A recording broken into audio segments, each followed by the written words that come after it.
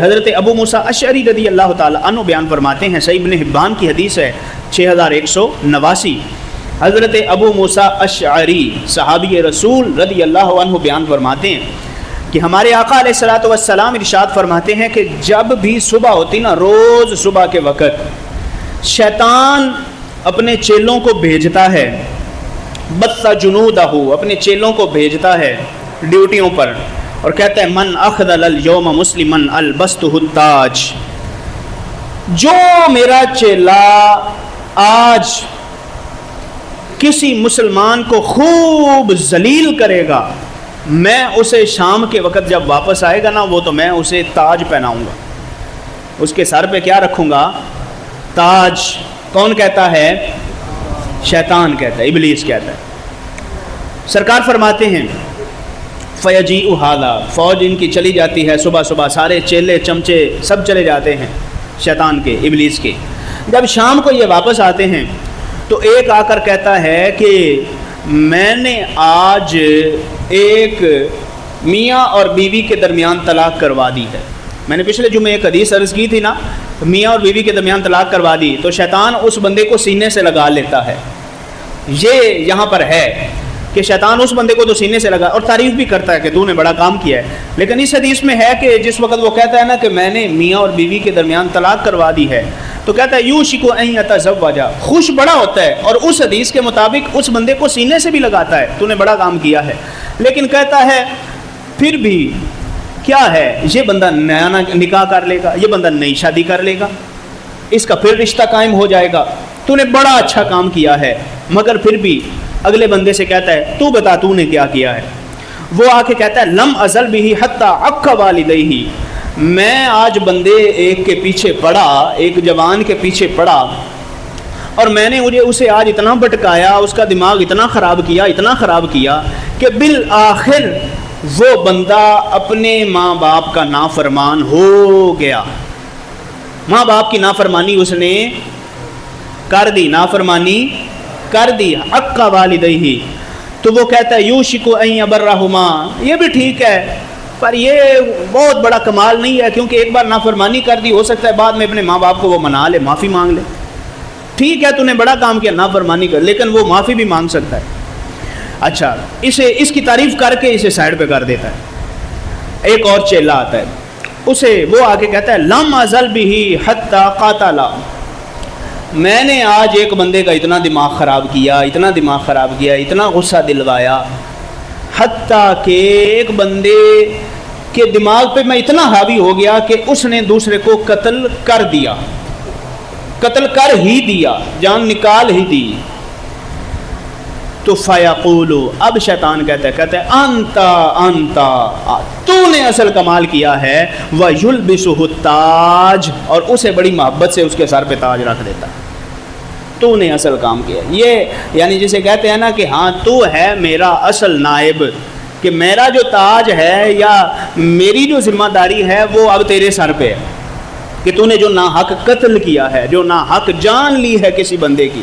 تو اتنا بڑا جرم ہے یہ کہ مختلف احادیث مقدسہ کے اندر کہیں سرکار فرما رہے ہیں کہ قاتل کی معافی ہے ہی نہیں، کہیں حضرت سیدنا عبداللہ بن عباس والی حدیث میں سرکار دو عالم صلی اللہ علیہ وسلم فرما رہے ہیں کہ مقتول قاتل کو گردن سے پکڑ کے لائے گا، اللہ کی بارگاہ میں کہے گا ھذا قتلنی، رب یہ ہے جس نے دنیا میں قتل کیا تھا، میرا بس دنیا میں نہیں چلا، آج تو اسے سزا دے۔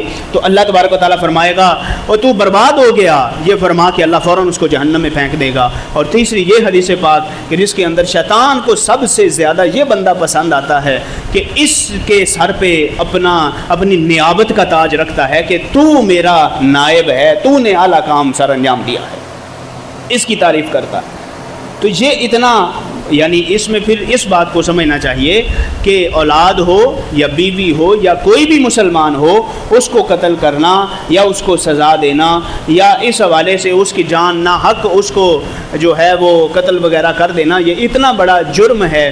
اور یہ سارے معاملات کب ہوتے ہیں کہ جس وقت انسان کس کیفیت میں ہوتا ہے؟ غصے کی کیفیت میں۔ دیکھیے اسلام کتنا فائدہ سوچتا ہے، اسلام نے دو چیزوں پر بہت زور دیا ہے کہ ان دو چیزوں سے بچ جاؤ، ایک غصہ، ایک نشہ، غصہ اور नशा। और गुस्से को भी एक लिहाज से जुनून के साथ ही ताबीर किया गया है कि यह भी एक तरह का पागलपन है। जब गुस्सा हद से बढ़ जाए फिर बंदा जैसा भी हो वो ये कहता है कि अब मैं बर्बाद कर दूं, दुनिया पूरी को आग लग जाए। मेरी दिल की भड़क जो है ना ये ठंडी होनी चाहिए, मेरे दिल में जो आग लगी हुई है ये आग ठंडी होनी चाहिए, चाहे मेरे सामने पूरी दुनिया को आग मुझे लगानी पड़े, मैं लगा के छोड़ूंगा। ये है गुस्सा। और गुस्से के पीछे अमूमन हसद होता है, हसद से भी मना किया गया।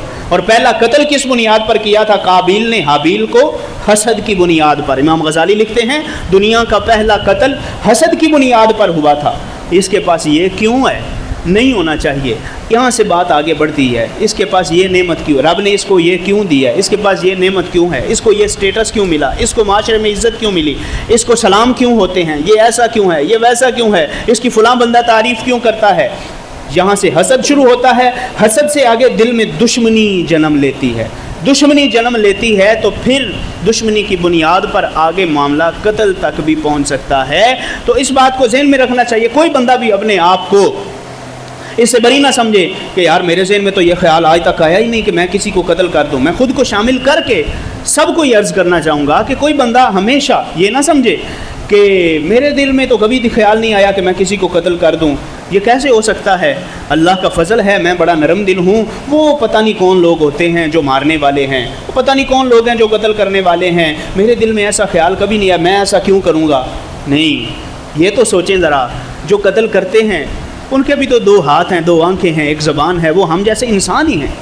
क्या है?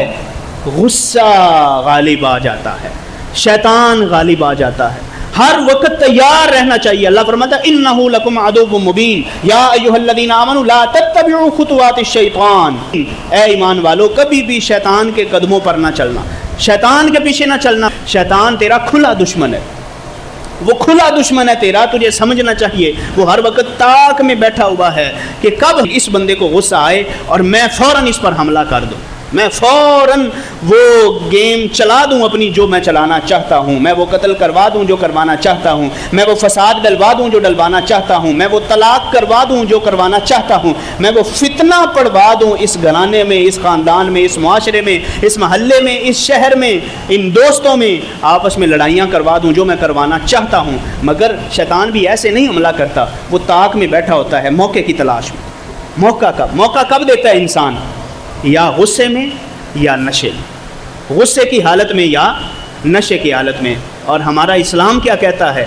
इस्लाम ने हमेशा ही इज़्ज़त की बात की है।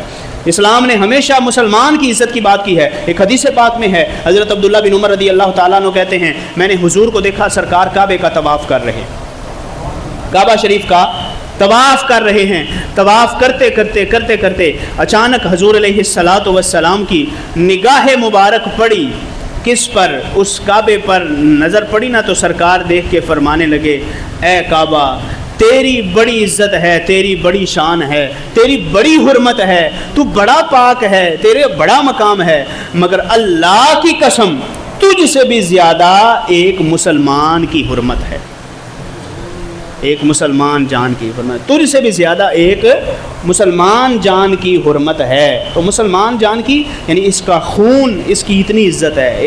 एक जिसके सीने में दिल है और दिल में इस्लाम है, वो दिल है, दिल में ईमान है, जो भी है वो गुनाहगार है, ख़ताकार है, बदकार है, जैसा भी है तो मुसलमान। मुसलमान है तो गुनाहगार है ना, ये तो नहीं कि हर मुसलमान अल्लाह का वली हो।